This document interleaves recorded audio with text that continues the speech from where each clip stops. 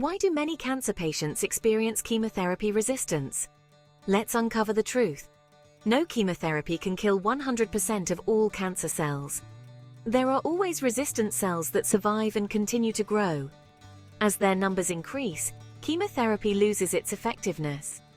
This means more rounds of treatment, each one tougher on your body and immune system.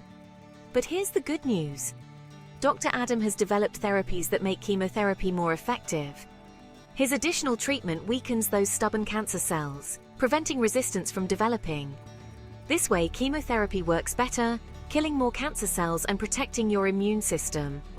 Imagine a treatment that makes chemotherapy more effective and reduces its side effects at the same time.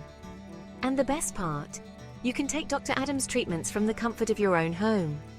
Don't let chemotherapy resistance dictate your journey. Visit our website for more information and take control of your treatment today. There's hope, and Dr. Adem is here to help.